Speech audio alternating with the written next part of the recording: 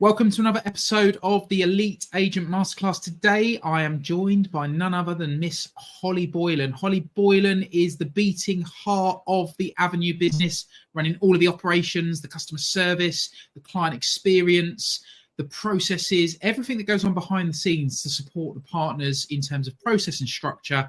Holly has a handle on it. So, Holly, welcome to the Elite Agent Masterclass. How are you? I'm good. Thank you very much for having me. It's been a long time coming, I feel. What a way to start. You know, I'm kind of a big deal, Holly. Well, no, I think that the agents need to be able to do what they do. So the back end does need to be strong. So absolutely agree. And that's why we wanted to get you on. Obviously, you run the operational side of things for us within the Avenue. But the idea behind the shares today was really for those that aren't a part of our brand, that want to systemize their business, that want to create more leads on autopilot, that want to be able to serve their clients in a much cleaner way. You can give some insight into how that might look. So first off, before we go into that, how did you end up in a position of running the ops?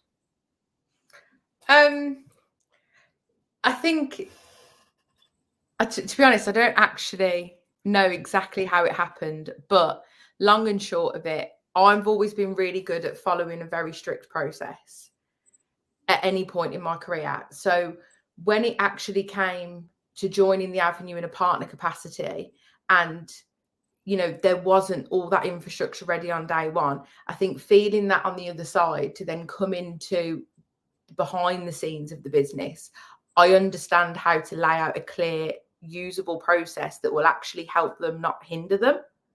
Okay. But processes for me have always been the way that I can conquer in a role, no matter what it was. And I've always very much appreciated when someone's already thinking of the next logical step. Love that. And I think for a lot of estate agents listening to this, a lot of estate agents are quite, let's call them, I want to be respectful because it isn't meant or intended to be disrespectful, but quite reactive beasts, quite reactive to scenarios. And where am I leading there? Things get done in the moment rather than, you know, structured and considered and thought through. I think especially in the world of self-employed estate agency. So give some context around what you then do to make life easier through process and structure. Because I think for most people that come from a sales environment in particular, process and structure is like the antichrist to them. So how does it help? Have I articulated the question clearly enough for you to kind of... Yeah, no, I'm clear. I think, yeah, exactly that. It's not the most enjoyable thing to set up and integrate. It's one of the more boring tasks when you're visiting, you know, beautiful properties and clients that just share stories with you. Of course, it's the last priority of the day. And it's easy to let that go when you're working with volume, because you've got to serve what's right in front of your face, and it's quite hard to get away from that. But especially if you're steering your own ship, there's no good trying to implement process when you're already suffering with the problem. The whole idea of having processes is that you already know at what point you are going to face such challenges. So you get ahead of that, and it feels easier, the transition, while it's not necessarily needed, but it's a nice to have at that moment. Okay, so building processes in as part of the foundations. So the point of this episode is to help people with the idea of building processes and structure into their business, not to promote the Avenue. I must make that very, very clear. But obviously you build out the processes and operational stuff for us at the Avenue to help the partners. So I think what I'm going to ask you here is to give some examples of the types of things that people could build into their business. You know, some like, what can they take away off the back of this call and go, right, that is going to make my life easier, or it's going to make the client experience better. It's going to generate me more opportunities, or it's going to do something that's going to put my business into autopilot, but without compromising on quality. So I think the main thing that I cling on to there is that you should have a rinse and repeat for every single property and the way that leads come in. So if you treat the leads with the same milestones, but not necessarily the same approach, you will know at what part of that process you need to work on if you, for example, struggle with lead gen coming into your business. If you're at a successful point in your business where you've got organic clients, you're attracting clients, and it's not always about the chase, then you definitely need to consider how you can up fees to serve those clients, but we've put in processes in. So for example, if you're not running a repeatable week of having the same diary structure for the same triggers each week, I would heavily advise that. You should always look at tasks that you're regularly doing. If you're not seeing, fruits of the reward from like lead gen inputs, it's because probably you're not measuring the metrics behind that. So if you're not measuring your metrics of how much it's taking you to get leads into your business, I would definitely start there no matter what. Okay. It's hard to just give it exacts of where you could go, but I think first of all, you need to understand where your problems lie. Is it with them coming in? Is it serving the clients that are currently in your business? Or is it about attracting recurring clients? Okay. So I think to put that into almost an acronym that we use, I guess it's then having structure and process connected to the iLaser framework, right? So if you haven't got enough leads coming in, which is the L in iLaser, then you've got to look at the inputs, which is the I. Yeah? Yeah. Cool. So in that scenario, if lead generation is the agent's problem, they then need to look at the inputs and then understand them. So if I'm understanding what you're sharing with us there, if, for example, we use, let's say, direct mail as the lead generation strategy, they then need to be looking at, okay, how many letters have gone out? If there is then an action that the person needs to take, so a lot of our direct mail will have either a QR code or a URL that redirects the person to gain more information, etc. So measuring then the amount of letters that have gone, the amount of next steps that have been taken, so that might be QR code scanned or URLs that have been typed in, because that can all be tracked and measured, and then how many people have then picked up the phone to have a conversation around the content that they've received, and how many of those have turned into market appraisals, and then how many of those have turned into instructions. So that then is then a measurable for that one piece of lead gen. Yeah, exactly. Because if you say your problem, for example, is leads, and it's an overarching big umbrella, that can feel quite overwhelming to try and fix or improve in your business. But if you scale it back into subcategories like that, then you can understand what needs changing, so you can make minor changes. Don't change everything at once. Monitor how it's been since you've made that minor change, and then look at the other areas that could possibly improve. Because if you keep changing, using the instance of direct mail, if you send a different letter each time, you're not going to know whether it's a good letter or not. There's no such thing as, the perfect magic letter, because it can't achieve what you want it to achieve in one hit. No, I guess the context behind that would be the copy within the letter. If you change that and then you change the QR code, or you change what was behind the QR code, or you change the URL, and you did it all in one go, you're never actually going to know what worked. Yeah. So, and you're doing work for the sake of it. And that's going to put you to a place in your business where you're being busy for the sake of it, not actually, reaping the reward. Because most agents go into self-employed agency for the work-life balance, to not have to serve the volume. So if you're constantly busy with minor tasks, it doesn't achieve your overall goal. I think there's a big piece to this as well. And a recurring theme from a lot of people that I speak to that are looking at becoming self-employed, or that are already in the self-employed space, whether it be within the Avenue brand or other brands, one of the big words that comes up is freedom, whether that be financial freedom or whether it be freedom, time freedom. The word freedom is at the heart of a lot of the decision making. And the way I interpret your role and the way I interpret what you do is that by having systems and processes and what we've referred to as a perfectly repeatable week, which we'll double back on in a minute, a lot of people will go, but that feels like I'm putting constraints in place. Oh, I'm having to measure stuff all the time, and I've got to do that thing on repeat over and over and over again.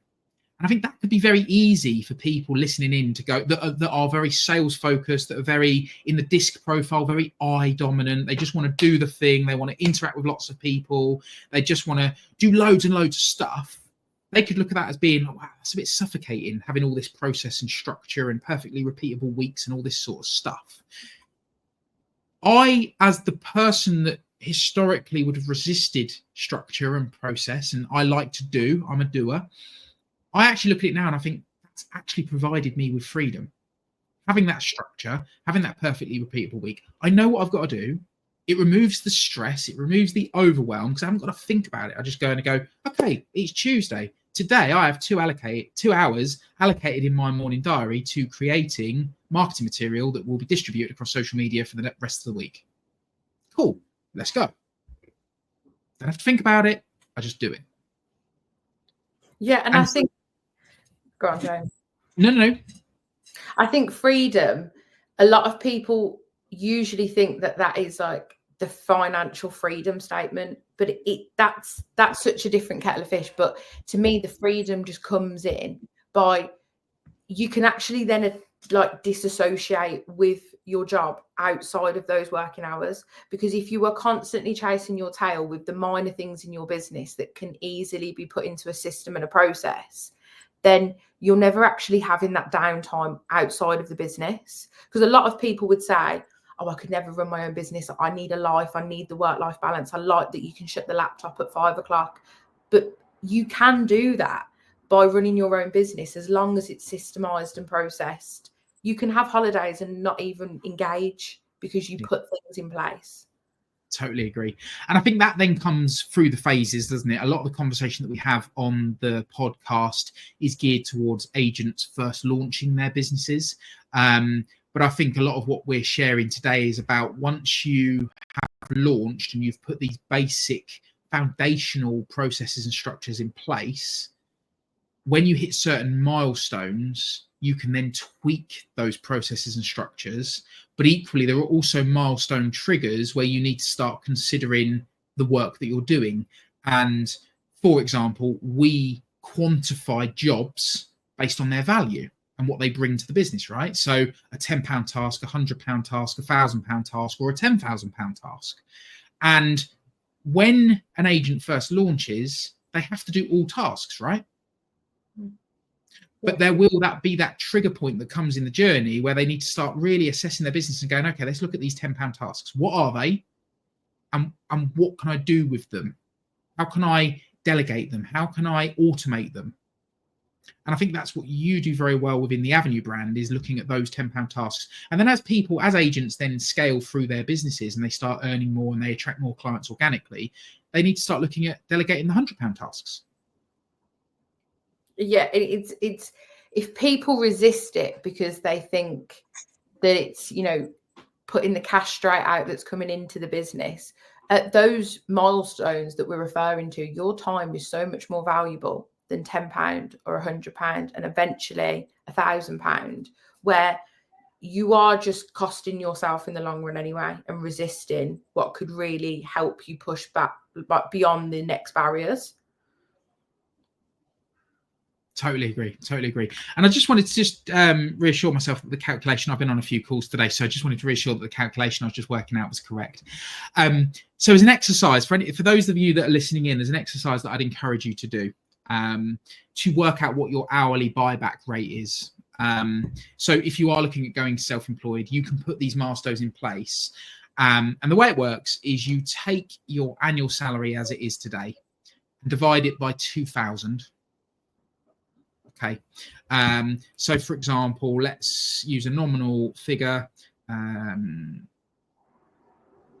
So if someone was earning around 30k a year, I'm just trying to take what a typical estate agency salary would be. So 30k a year, live demo, look, divided by 2,000. That means that someone who is earning £30,000 a year has a £15 an hour buyback rate. Okay, that's their hourly rate.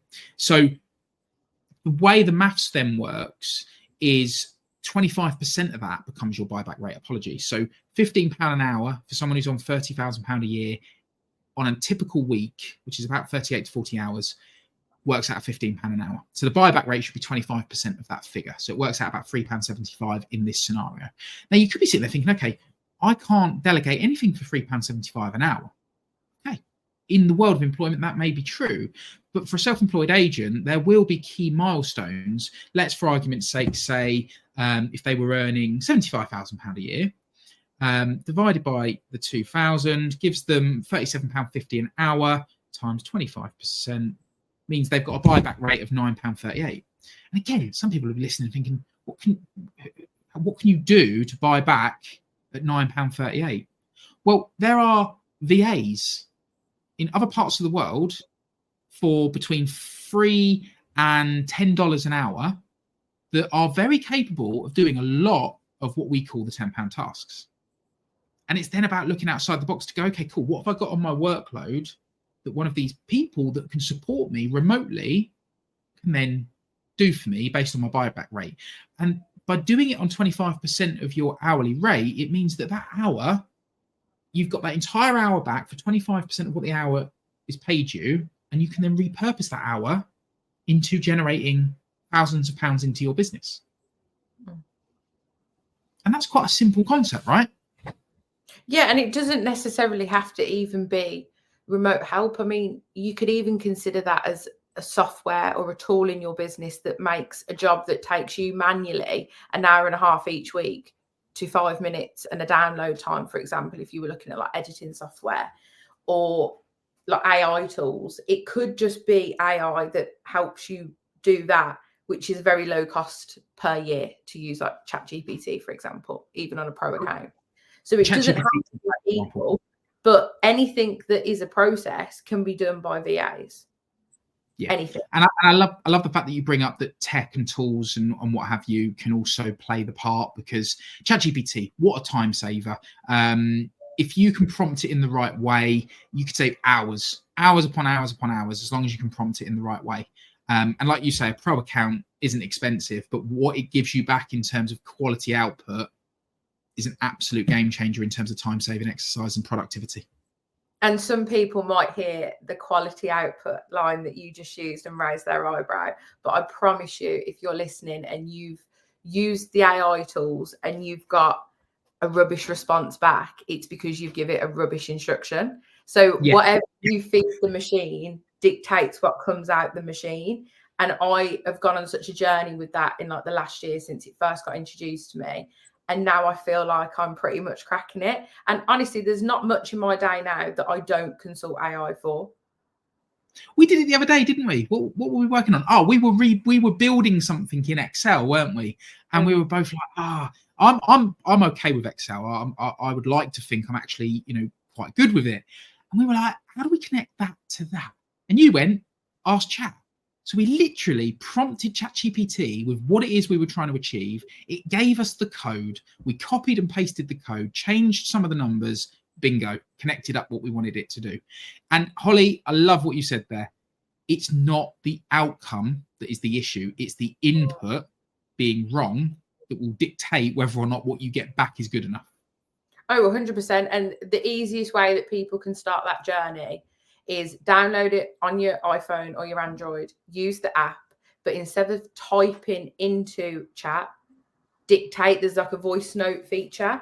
And by it getting your tone, your speed, your accent, it gives it so much more to be able to give you responses more suited to you. And if you wanted to then take it to a next level, you could get your disc profile done, attach that, put it into ChatGPT, and then ask it to do what you're asking it to do, written as you, bearing in mind that this is your profile.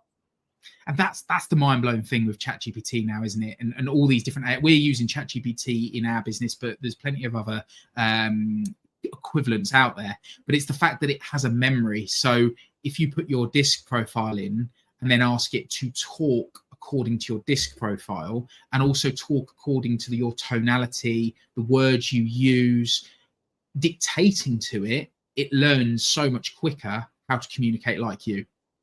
100%. And for agents thinking, okay, but what do I use that for?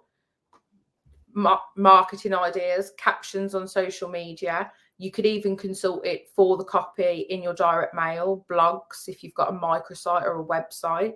But even just, professional emails that are just long to write, but you know what you want to do. It's quite straightforward. You could literally just save minutes a day by doing that.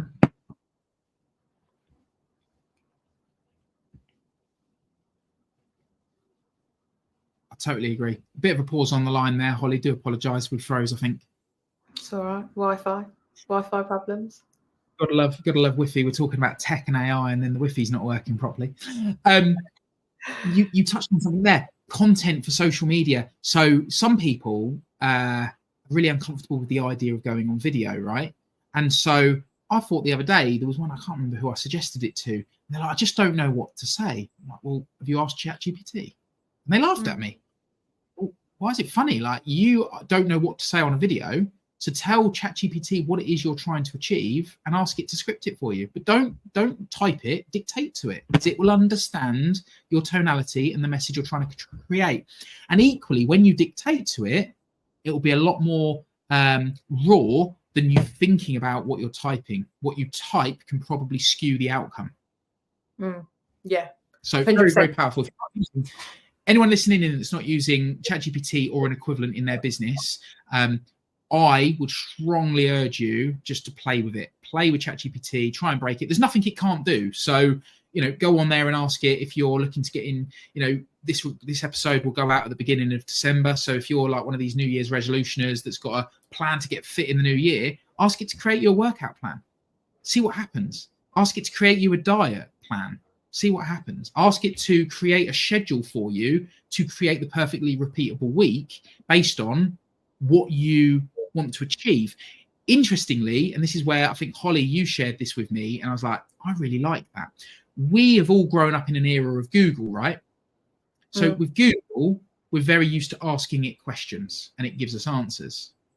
Whereas with AI and ChatGPT and Gemini and all these various AI platforms, you need to learn to ask it questions, but equally you need to learn to tell it what it needs to understand. And the best way to do that is to ask it questions. I want to do X. What questions can you ask me to help you understand how to help me do X? Yeah, honestly, when I first realized that it could give you feedback, I was a little bit blown away. You can even ask it, if I'm trying to do X, is this the right prompt to give you? How can I improve my prompt if I want this outcome? If you're really clear on what you want the outcome to be, it can work backwards from that. You don't have to use your brain. Yeah. But then equally, if you've nailed a prompt that you can use again and again, but for a different category, for example, say if you're looking at social media, that then means it doesn't have to be you. So you can give that tool, give that prompt to a VA, and they can do the task a little bit closer as if you was doing it.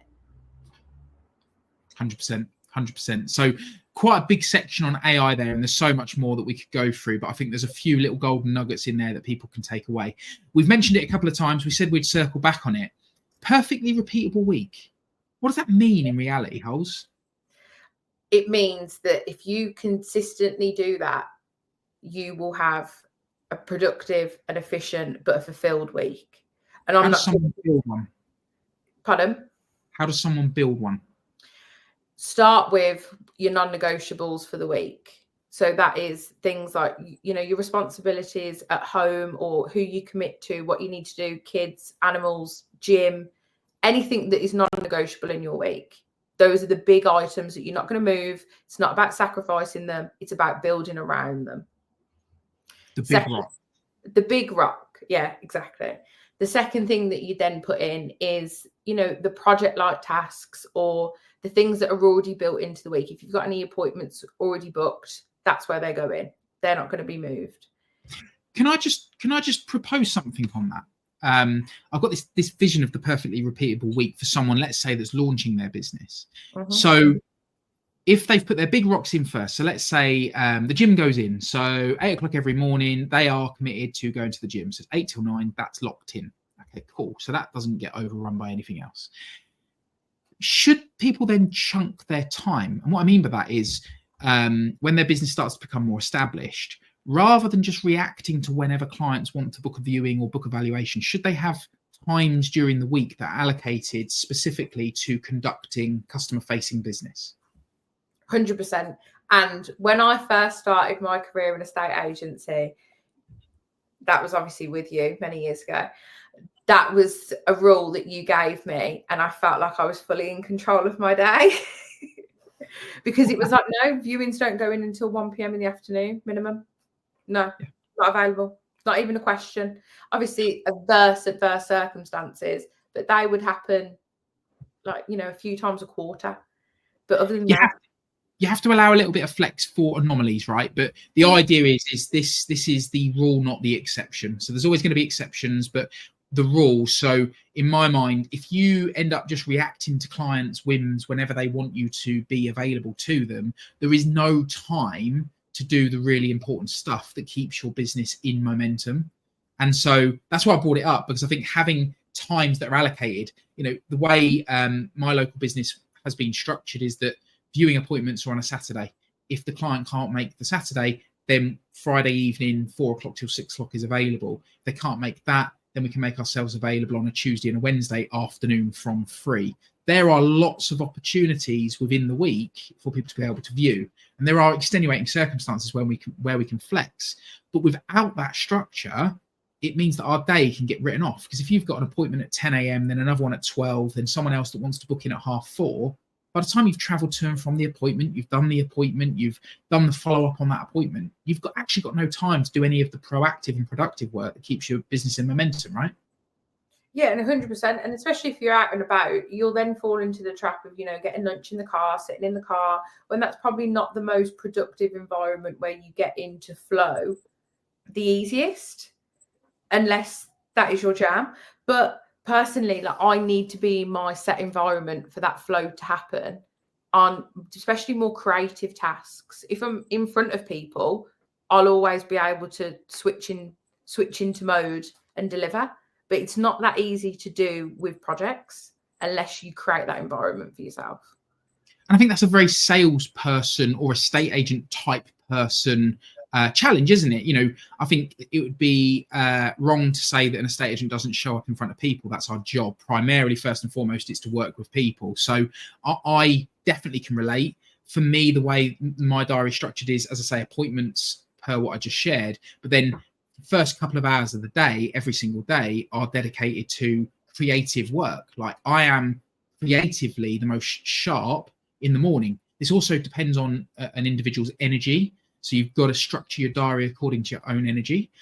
But for me, I am sharpest in the morning. So if I need to do creative work, 9 till 11 every day is when that creative work can be done. So whether that be creating content for social media, whether it be direct mail content, whether it be any manner of things that are going to produce opportunities and leads into my business, then I've got that period of time where it's like, okay, this time is allocated to growth of the business. So that might be following up past appointments, dealing with offers, etc., etc.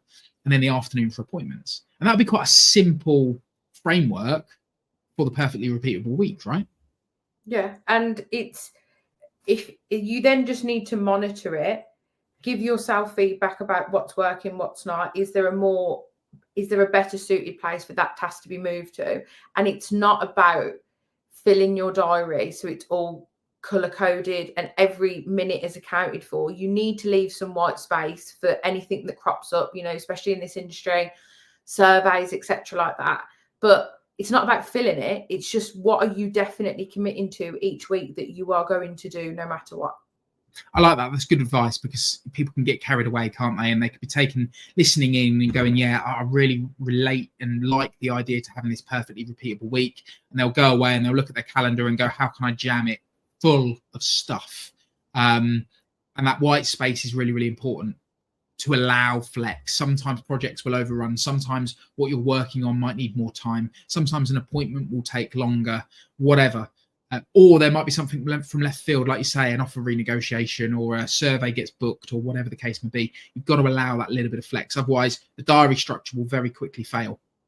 Yeah, and I think like my lasting advice on that is that if something is in your diary and you consistently ignore it or push it back or move it, just delete it and replace it or commit to a different task. Because once you get in the mindset that you don't treat your diary as be all and end all, you start to then get in a dangerous trap of constantly wanting to chase your tail for the next day.